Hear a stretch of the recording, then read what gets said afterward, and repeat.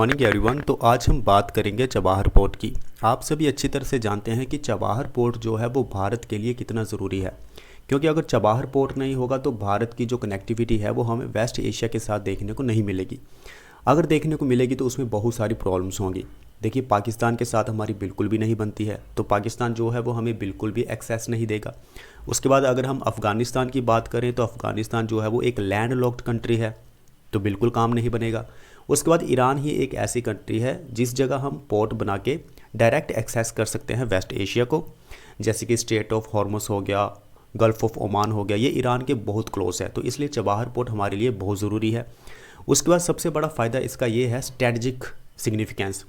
China की जो presence है वो इंडियन ओशन में धीरे धीरे बढ़ती जा रही है। सबसे बड़ी प्रॉब्लम यह है कि गवादर पोर्ट के साथ चाइना की कनेक्टिविटी बहुत ज़्यादा है, इंडियन ओशन में और भी बहुत सारी जगह में है, तो इसलिए काउंटर अटैक के लिए भारत के लिए ये चबाहर पोर्ट बहुत ही ज़रूरी था। तो आज इस चबाहर पोर्ट के बारे में हम जानेंगे, इसका सिग्निफिकेंस क्या है, वो सारी चीज़ें हम जानेंगे। सबसे पहले हम शुरुआत करते हैं कि चबाहर का मीनिंग क्या है पर्शियन लैंग्वेज में। चबाहर का मीनिंग है फॉर स्प्रिंग्स। ये एक डीप वाटर पोर्ट है ईरान के सिस्तान बलूचिस्तान प्रोविंस में।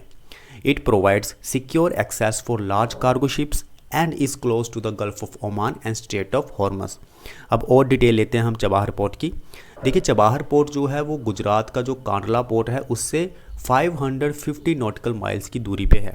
चबाहर पोर्ट के दो टर्मिनल्स हैं। सबसे पहला टर्मिनल है शाहिद बेहश्ती टर्मिनल, दूसरा है शाहिद कलंतरी टर्मिनल। लेकिन भारत की जो इन्वेस्टमेंट है वो है शाहिद बेहश्ती टर्मिनल के ऊपर। भारत इसके ऊपर काम कर रहा है। अब हम बात करते हैं हिस्टोरिकल टाइमलाइन की। देखिए, चबाहर पोर्ट बनाने की शुरुआत हो गई थी 1990s में।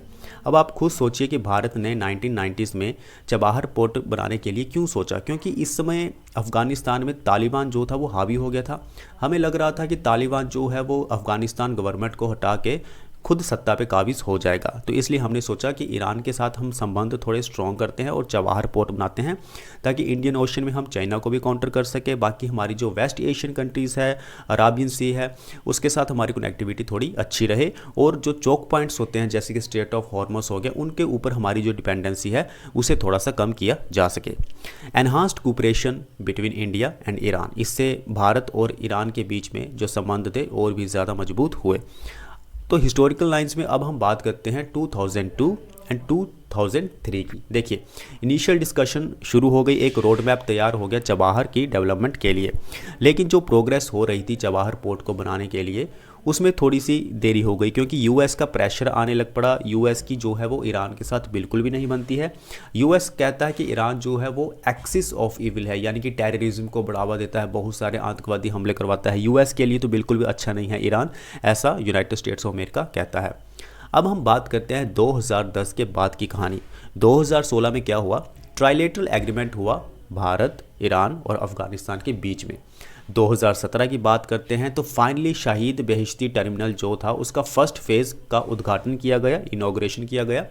2018 की अगर हम बात करें तो completely India ports global limited ने ऑपरेशन को टेक ओवर कर लिया। 2021 की अगर हम बात करें तो चबाहर पोर्ट जो है उसका इस्तेमाल किया जाने लगा ईरान को जो एनवायरमेंटल फ्रेंडली पेस्टिसाइड्स हैं सप्लाई करने के लिए। अब हम बात करते हैं कि चबाहर पोर्ट जो है वो भारत के लिए इतना सिग्निफिकेंट क्यों है। सबसे पहले स्ट्रेटजिक काउंटर बैलेंस। आप जब एग्जाम में लिखेंगे तो इस तरह से टर्म का इस्तेमाल कीजिएगा, स्ट्रेटजिक काउंटर बैलेंस। चबाहर जो है वो काउंटर करता है चाइना के स्ट्रिंग ऑफ पर्ल्स। अब स्ट्रिंग ऑफ पर्ल्स क्या है, यानी कि भारत को धीरे धीरे घेरना चारों तरफ से।